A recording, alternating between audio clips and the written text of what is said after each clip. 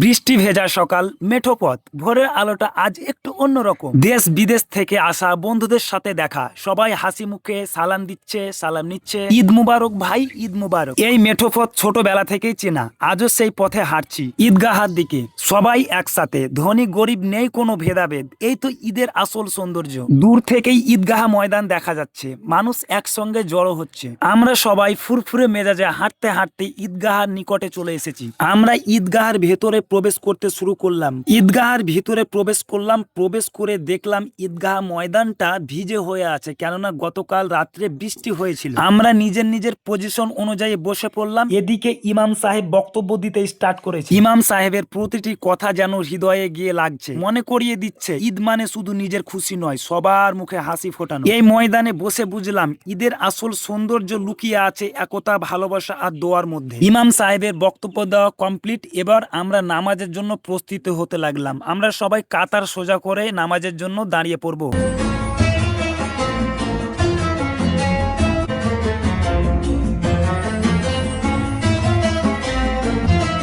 আমাদের ঈদের নামাজ আদায় করা কমপ্লিট হয়ে গেল।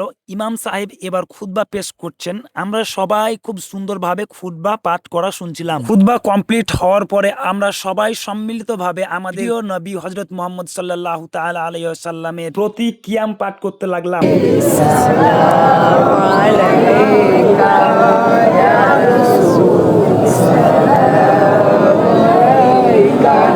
আলহামদুলিল্লাহ, এক মাসের সিয়াম সাধনার পর আজ আমরা পূর্ণ করলাম পবিত্র ঈদের নামাজ। আমরা সবাই ঈদগাহ থেকে বেরোতে শুরু করলাম। চারিদিকে শুধু আনন্দ, হাসি আর ভালোবাসার ছোঁয়া। ঈদগাহ ময়দানটি আমাদের বাড়ি থেকে পায়ে হেঁটে 5 থেকে 7 মিনিট সময়। আমরা সবাই হাসি মুখে বাড়ির দিকে রওনা দিতে শুরু করলাম। আঙ্কেল, ঈদের নামাজ পড়ে আমরা এখন বেরিয়ে গেলাম। এটা আমার পাশে আব্বু আছে, মানে আমার চাচু।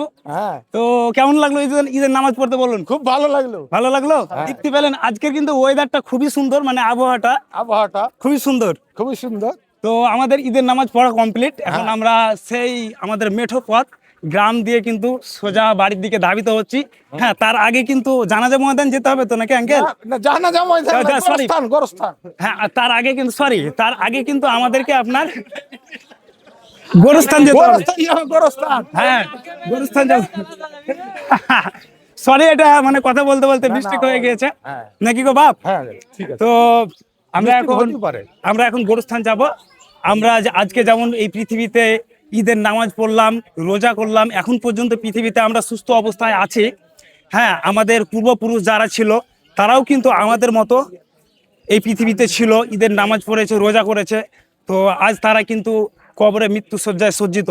তাদের জন্য আমরা গিয়ে একটু মানে দোয়া খায়রাত করব, তারপরে বাড়িতে মিষ্টি কিছু খাওয়ার পরে বন্ধুদের সঙ্গে ভালোভাবে ঈদ উদযাপন করব।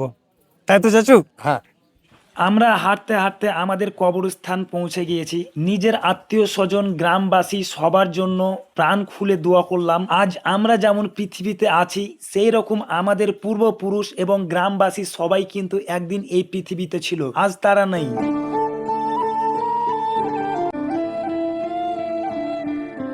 ঈদের নামাজ কমপ্লিট করার পরে কবর জিয়ারত করতে এসেছিলাম, কবর জিয়ারত করলাম। গ্রামবাসী এবং আত্মীয় স্বজন সবার জন্য খাস করে দোয়া করলাম।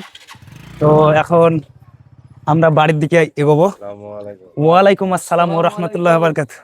ওয়ালাইকুম আসসালাম। আরে ভাই, তো 30টা রোজা কমপ্লিট করার পর আল্লাহ তুমি আমাদের যে দোয়া সেটা আল্লাহ তুমি কবুল করিও। আজকের ছোট্ট ব্লগটা আমার এইখান থেকেই। দেখা হচ্ছে সামনের কোনো ভিডিও। থ্যাংক ইউ, ধন্যবাদ। আর কথার মধ্যে ভুল হলে ক্ষমা করবেন।